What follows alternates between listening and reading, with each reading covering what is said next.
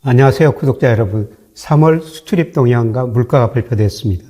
내용 요약해 드리겠습니다. 우선 지난 시간에 저희가 2월과 산업활동 동향을 말씀드리면서요. 동행지수 순환변동치가 작년 12월을 저점으로 올라가고 있다. 물론 선행지수 순환변동치는 작년 4월을 저점으로 올라가고 있다. 그래서 경기 회복을 예고했었는데 동행지 순환변동치가 증가하면서 경기가 확장 국면에 들어선 것 같다. 이런 말씀을 드렸었습니다. 이러한 환경에서 우리가 수출이 경제 성장을 주도하고 있다는 걸 알 수가 있습니다. 지난 3월 수출이 발표가 됐는데요. 전년 동월 대비 3.1%, 수입은 10.3% 감소했습니다.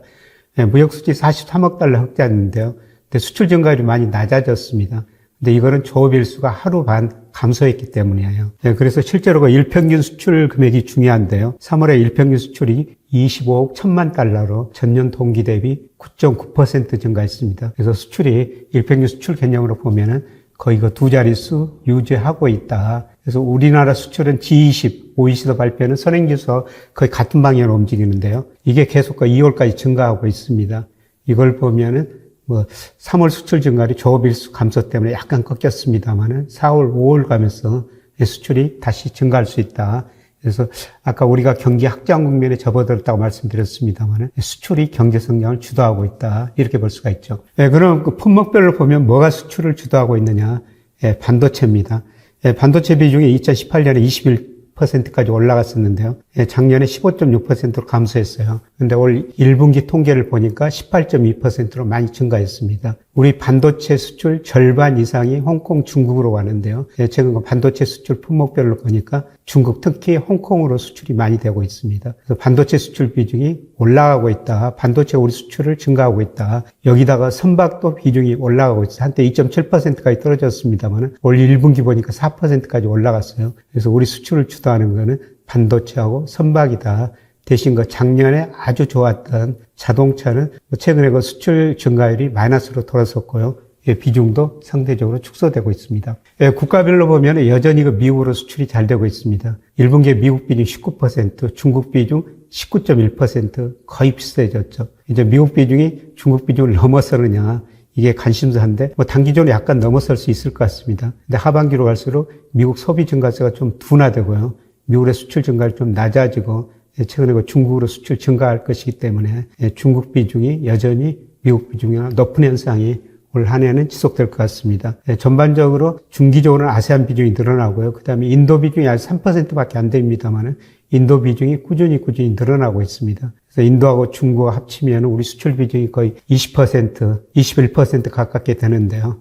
중국, 미국보다 높다는 겁니다. 아마 우리 기업들이 아세안이나 인도로 꾸준히 그 수출을 하게 될 겁니다. 그래서 전반적으로 우리 수출이 증가하면서 우리 경제가 회복 국면에 들어섰다. 이렇게 볼 수가 있습니다. 제가 아주 단기적으로는 이 일평균 수출하고 코스피하고 평가를 해가지고 올바로 가대평가됐다, 가소평가됐다 이런 말씀을 드리는데요. 그런데 3월에 코스피가 많이 올랐죠. 물론 일평균 수출도 증가했습니다만 코스피가 상대적으로 더 많이 올라가지고 3월 말 기준으로 하면은 코스피가 일평균 수출을 한 6% 정도 가대평가하고 있습니다. 물론 10%도 가대평가할 수가 있죠. 그런데 앞으로 그 4월 수출이 어떻게 될 것이냐. 4월 수출은 제가 예상해 보면은 3월보다 일평균 수출이 좀 감소를 해요. 이걸 보면은 주가가 코스피가 일평균 수출을 단기적으로 좀 가대평가했다. 그래서 제가 4월 그 주가 조정을 말씀드리고 있습니다만은 계속 그 10일, 20일 단위로 일평균 수출이 발표되니까요. 발표될 때마다 한번 같이 살펴보도록 하겠습니다.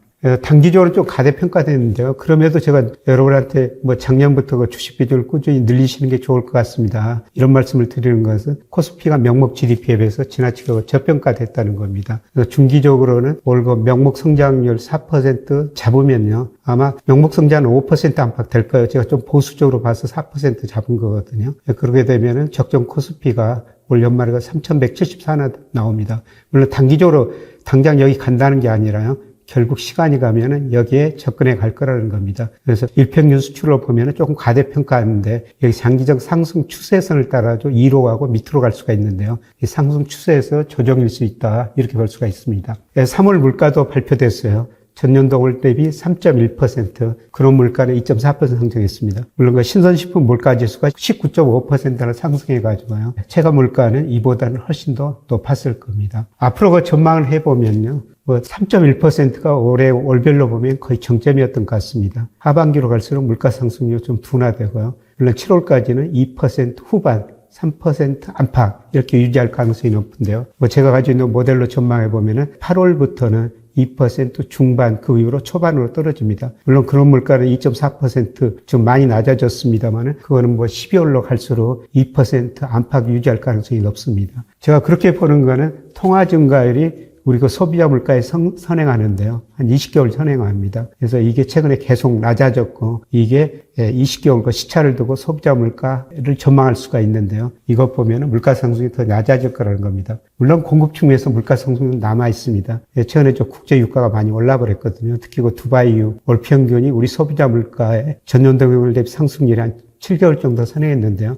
최근 유가가 오르다 보니까 아마 단기적으로 물가 상승률 하락 추세는 조금 제한될 수가 있는데요. 근데 전반적으로 물가라는 건 공급 수요 측면에서 결정되는데 소비 증가세 둔화, 그다음에 통화 증가율, 이건 낮은 것들이 물가 상승률을 좀 떨어뜨릴 것이다. 이렇게 볼 수가 있을 것 같습니다. 제가 이런 물가 전망 하에요. 테일러 준 측에서 적정금리를 한번 추정해 본 겁니다. 1분기에는 지금 3.4% 정도로 나오고 있어요. 그런데 현재가 3.5%니까 거의 비슷한 수준이죠. 근데 2분기 2.9%, 하반기에는 2.7% 정도 나옵니다.